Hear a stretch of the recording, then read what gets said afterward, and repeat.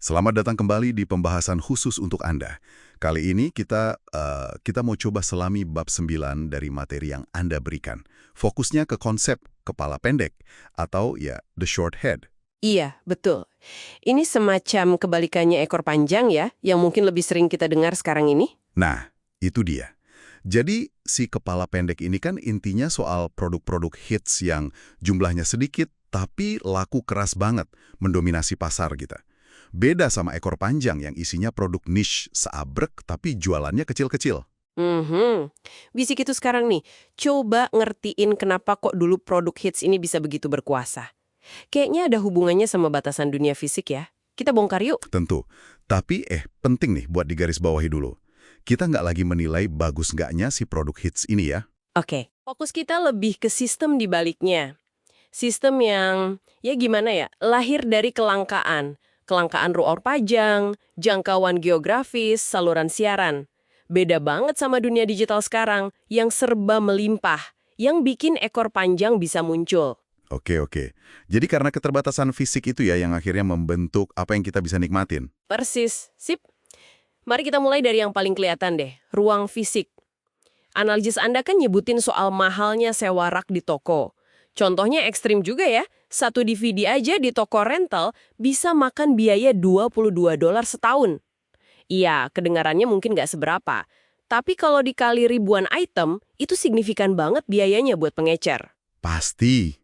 Terus dampaknya apa dong buat mereka? Ya dampaknya gede. Karena mahal, mereka jadi super selektif kan? Nggak bisa dong gambling, masang produk yang nggak jelas laku atau enggak. Benar juga. Jadi, ya mereka cuma bakal stok barang yang kemungkinan besar laku keras. Itulah si hits. Nah, proses ini di materi Anda itu disebut pre-filtering. Semacam penyaringan awal gitu. Oh, jadi cuma calon hits aja yang bisa lolos masuk ke rak toko yang mahal itu. Masuk akal sih. Betul. Ini nyambung juga kan ya ke konsep tirani lokalitas yang dibahas. Bisa dijelasin dikit nggak? Maksudnya apa tuh? Nih, bisnis fisik kayak toko atau bioskop deh contoh gampangnya, itu butuh penonton atau pembeli lokal yang jumlahnya cukup banyak biar bisa jalan. Oke. Analisis Anda kan ngasih contoh bioskop tuh. Perlu minimal 1.500 penonton cuma dalam 2 minggu. Itu cuma buat nutup biaya sewa layarnya aja.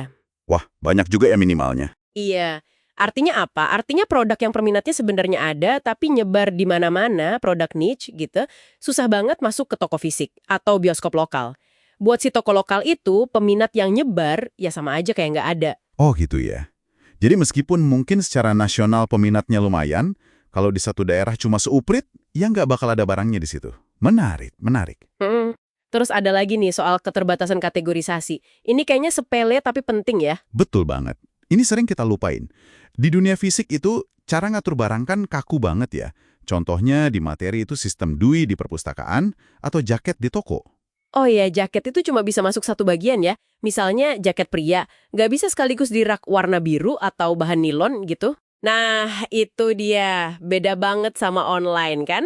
Satu produk bisa dikasih banyak tag, jadi gampang dicari dari mana aja. Coba bayangin buku salah taruh rak di perpus. Wah iya, hilang aja gitu rasanya, susah banget nyarinya. Keterbatasan fisik ini ternyata nggak cuma soal rak ya, tapi juga nyambung ke media penyiaran. Radio, TV gitu. Tepat, materi Anda kan nyambungin ke sana.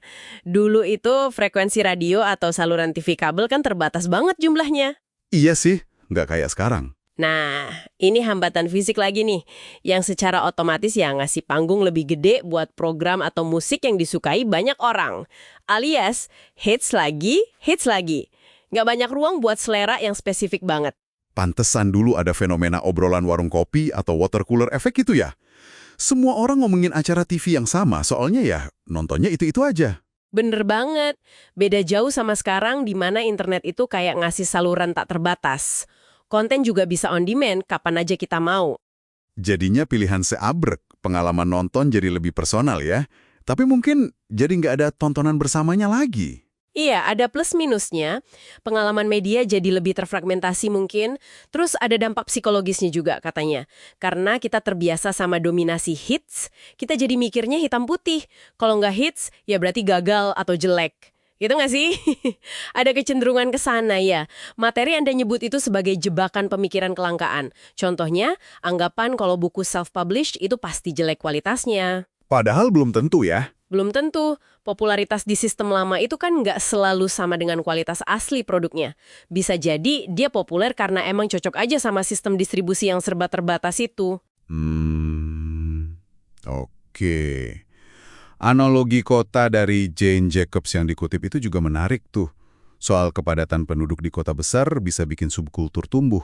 Mirip cara kerja internet ngumpulin orang dengan minat sama ya. Betul, agregator online itu kan mengatasi batasan geografis, mirip kayak kota besar ngumpulin banyak orang di satu tempat. Tapi pertanyaannya nih, bisnis ekor panjang itu apa bisa jalan tanpa kepala pendek sama sekali? Tanpa hits gitu. Nah, menurut analisis ini sih, nggak sepenuhnya bisa. Seringnya produk populer si kepala pendek ini justru jadi pintu masuk buat konsumen. Maksudnya gimana tuh? Orang datang nyari yang udah mereka kenal, yang populer. Nah, dari situ baru deh mereka mungkin berani coba-coba produk niche yang ada di ekor panjang. Contohnya kan disebutin tuh mp3.com dulu gagal karena cuma fokus niche. Sementara iTunes sukses karena dia juga nawarin lagu populer dari label gede. Oke, ngerti. Jadi kalau kita simpulkan ya, dominasi kepala pendek atau hits di masa lalu itu ternyata bukan cuma soal selera pasar semata, Bukan cuma itu. tapi lebih ke akibat logis dari batasan-batasan fisik dan ekonomi di dunia nyata. Kayak mahalnya ruang pajang, susahnya jangkauan geografis, sama terbatasnya saluran siaran. Iya, faktor-faktor itu gede banget pengaruhnya. Buat Anda yang menyimak, mungkin jadi paham ya, kenapa dunia digital sekarang ini rasanya beda banget, pilihannya jadi jauh lebih banyak dan beragam. Betul, dan sebagai penutup nih, mungkin ada satu hal yang bisa Anda renungkan lebih jauh. Kita kan udah bahas gimana kendala fisik itu membentuk apa yang kita anggap budaya populer dulu. Iya. Seberapa banyak sih dari budaya masa tempat kita tumbuh itu benar-benar cerminan selera kita bareng-bareng? Dan seberapa banyak yang sebenarnya cuma karena ya kita nggak punya banyak pilihan lain aja waktu itu akibat keterbatasan tadi? Wah, itu dalam juga ya pertanyaannya ya. Heeh. Sesuatu buat dipikirin lebih lanjut lah.